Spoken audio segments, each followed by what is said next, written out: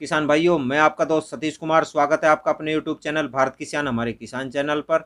तो जो भी किसान भाई नए हैं, चैनल को सब्सक्राइब कर लीजिए।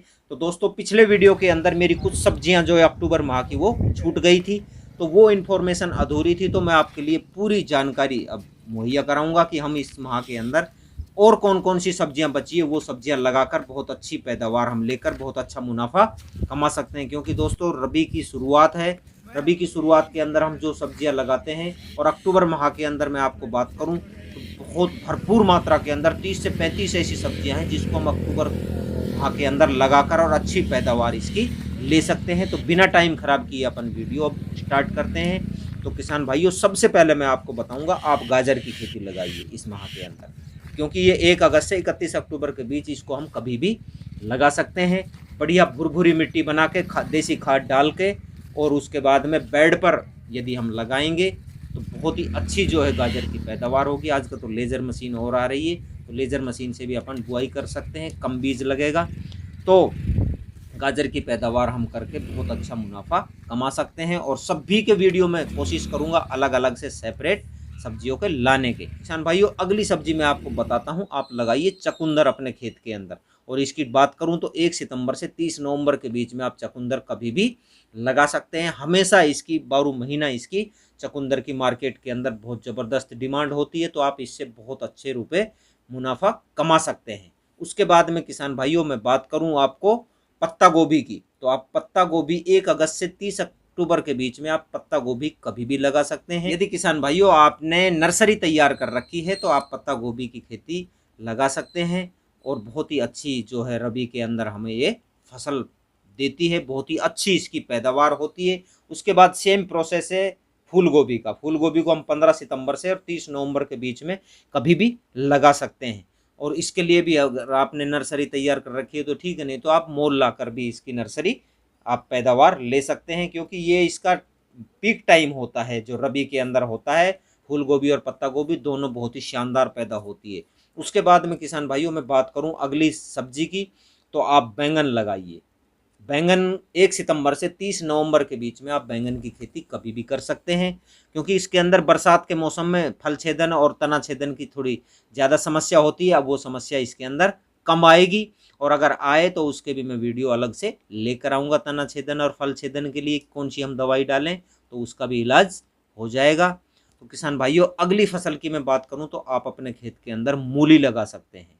जो अब ये मूली लगेगी और रबी फसल की बिना खर्चे के आपकी पैदा होगी, जो 1 सितंबर से 30 दिसंबर के बीच में हम इसको कभी भी लगा सकते हैं, और बिना खर्चे के, और बहुत ही बम्पर पैदावार मूली की अब होती है इस सीजन के अंदर। तो आप मूली से बहुत अच्छे पैसे कमा सकते हैं। उसके बाद किसान भाइयों, अपन सब्जी लगा सकते हैं भिंडी की, जो 1 अक्टूबर से 30 नवंबर के बीच में हम इसको कभी भी लगा सकते हैं। हाइब्रिड बीज आते हैं, बहुत ही शानदार पैदावार होती है, और मार्केट की डिमांड का बात करूं तो बहुत ही महंगी बिकती है मार्केट के अंदर। तो आप भिंडी से बहुत अच्छा मुनाफा कमा सकते हैं। उसके बाद में किसान भाइयों, अपन बात करते हैं जो एक मशरूम खेती होती है। मशरूम की जो सब्जी होती है, जो 1 अक्टूबर से 25 फरवरी के बीच में आप इसको कभी भी लगा सकते हैं, और बहुत ही महंगी बिकती है मार्केट के अंदर। आप बड़े बड़े होटलों में जाते होंगे तो वहाँ पे ये सब्ज़ी मिलती है, बहुत ही इसकी डिमांड होती है, बहुत ही पौष्टिक होती है।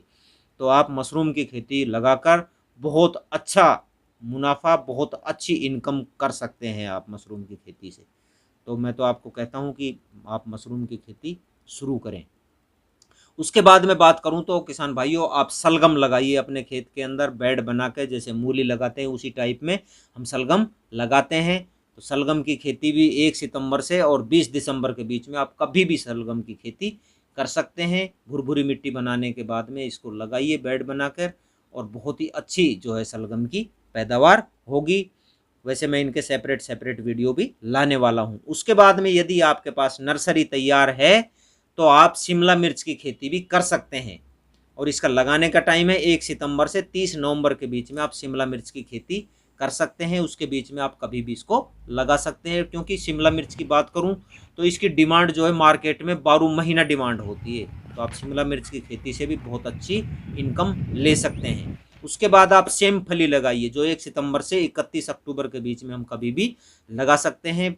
प्रोटीन की भरपूर मात्रा होती है इसके अंदर। एक बार लगा दी तो पूरे साल ये भी बैंगन की तरह चलती है। जैसे बैंगन का एक बार पेड़ लगा देते हैं, पूरी साल हमें फल देता रहता है, उसी प्रकार सेम जो फली है ये भी हमें पूरे साल फल देती रहती है बिना खर्चे। तो आप सेम की फली से भी बहुत अच्छी इनकम कर सकते हैं।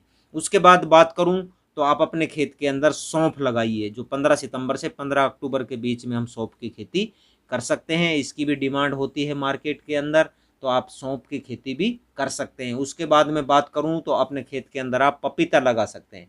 पपीता 1 अक्टूबर से 30 नवंबर के बीच में आप कभी भी पपीता की खेती कर सकते हैं। आजकल तो हाइब्रिड के पपीता के बीज आ रहे हैं, देसी पपीता भी होती है और बहुत ही अच्छी जो है पैदावार होती है। ज़्यादा भी ऐसे पेड़ लें जो ज़्यादा नहीं बढ़ने वाले हों, जिनके अंदर हाइब्रिड भरपूर मात्रा के अंदर फल आए, तो आप पपीता की खेती से भी बहुत अच्छी इनकम कमा सकते हैं। वैसे इसका मैं एक सेपरेट वीडियो बहुत जल्द लाने वाला हूं। उसके बाद में आप सूरजमुखी की फसल करिए, जो 1 अक्टूबर से 30 नवंबर के बीच में हम कभी भी इसके बीच में इस फसल को बो सकते हैं।